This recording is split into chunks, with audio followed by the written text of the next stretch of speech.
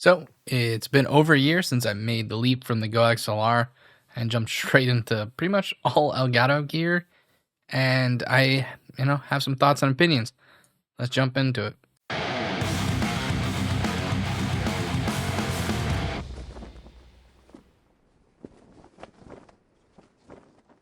So over the past year, I switched to the Stream Deck or Wave XLR, and it wasn't because Go XLR failed or that the software just died or my machine died or anything like that.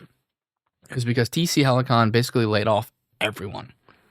So then we're sitting at a place where as soon as a Windows update happens, I could lose my whole entire audio setup overnight, and it wasn't a cheap audio setup. Like this, the Wave XLR was like that. They still charge that much for them, and they're basically being ran by a third-party software company that are just people that are doing it for free for the fun of it, and I really don't feel like risking that amount of hardware over people doing it for the fun of it. So I was looking around at a good replacement, and a few of them popped up. Beacon is one that I saw a lot. It's basically all the former TC Helicon employees went over to Beacon, made their own company, and it looks like they have good gear. But when I was looking around, Elgato made the Wave XLR right around the same time frame I'm looking at these things. So I was like, ooh, I can try it. It's not that expensive. I think it was like $160, and it gets you into the door. And I already have a good chunk of Elgato gear, so why not give it a try? Since I already have their key light, I have their ring light, I have a couple of their little key light minis, and I have a Stream Deck Plus XLR, or no, Stream Deck Plus, like the bigger one, and I was like, screw it, let's give it a shot. The only issue is Elgato makes a lot of gear, and it's all really, really good quality, but it is a premium quality type thing where you're paying a little bit more than pretty much everywhere else, but everything's seamless, and it all depends on if you want to fiddle with something more or just have it work out of the box like with Elgato. And they're being ran by Corsair now, so that's a really good company that's over top of them.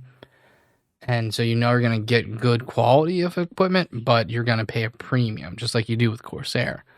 And I was super excited about getting it and to see if it can run a microphone like the one I use. This is a Shure SM7B. It is not an easy microphone to run, mainly because it takes a lot of preamp because this is a condenser microphone. It doesn't have 48 volts. It's just based on your voice and if this guy can pick it up.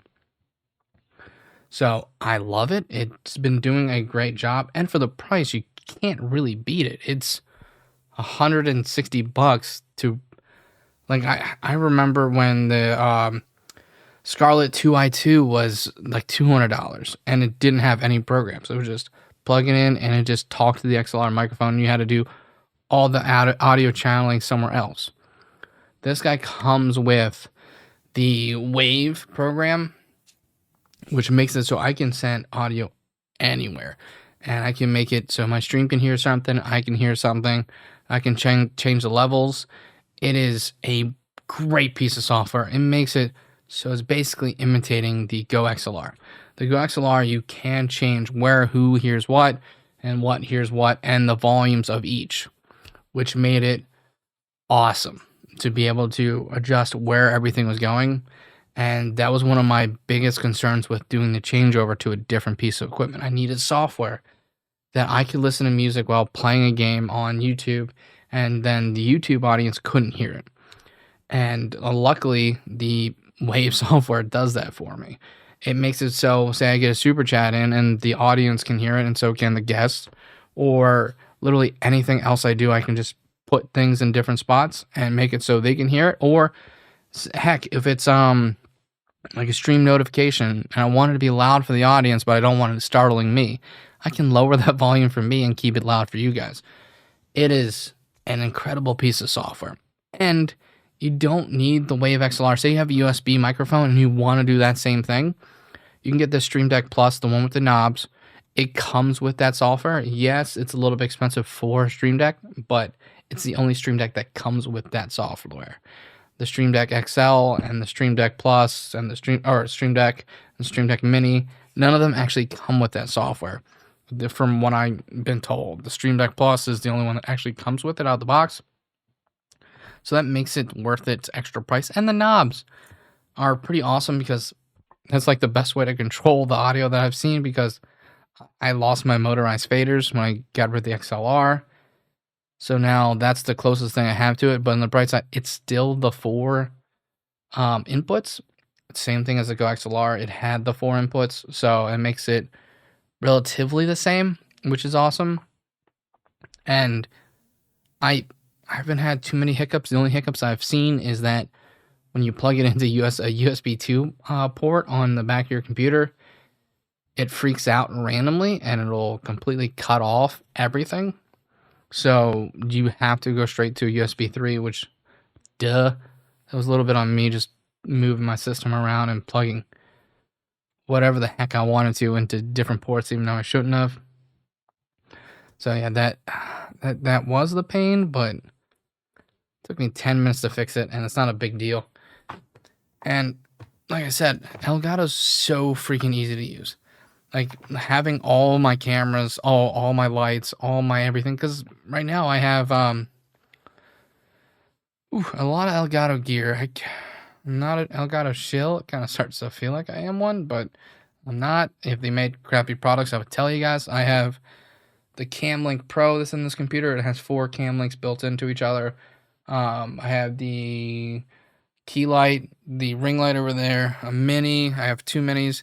I have the Wave XLR, the Stream Deck Plus, the Stream Deck XL. I have a lot of their gear, and and this green screen behind me is also a Elgato green screen, mainly because it folds up and folds down, and I don't like having stuff like in the way all the time. So I didn't want the ones that popped up with the arms on the back. I just wanted so I can like pull it down, pull it up, kind of like those maps they used to have in school when back in my day. We used to pull like the map and stuff down, and probably some of those countries probably changed names since then. But yeah, it's just like that, and it makes it so much easier to put it away, keep it out of the way, not have anything, damage it, or just, trying to hold it up on the wall with pins. That looks terrible, and it is usually pretty bad. And with green screens, mine usually looks pretty decent when I put it up on everywhere. So because of my lighting is so good. And my lighting so good is it because I spent a decent chunk of money on these. Those lights are not cheap, but I do recommend them because they're literally plug and play. All you do is have to get it logged into your internet, and then boom, you can turn it on, turn it off from your Elgato software or from the Stream Deck itself, and super easy. Takes 2 seconds to get all your lights fired up versus like other ones where you have to like plug them in and make sure everything's turned on and the right angle and all that other stuff, versus just setting at the right angle and then hitting a button and never having touching it again. The only time you ever have to touch it is sometimes the Wi-Fi's shaky with a little bit of Wi-Fi, like a cache drop or something like that, and all you have to do is unplug it and plug it back in. Then it's fixed. It's super, super easy. Super simple to do everything with that thing, and it made it so much easier for me to make a switch. I didn't think I was ever going to switch from the Go XLR because, heck, I paid a lot of money for it, and it is still a really, really good piece of equipment. The only problem is I can't trust it anymore. Dealing with that whole will they, won't they break my system with the Windows update is not something I'm willing to risk. So I made the leap, and it's kind of a pain, but you guys can too. And that's all I've been thinking about this year of changing it over, and just wanted to give you guys my thoughts. So I'll be doing more videos. I'll be streaming on Thursday, and I'll see you guys there. And you guys have a great night, and Happy New Year. Peace.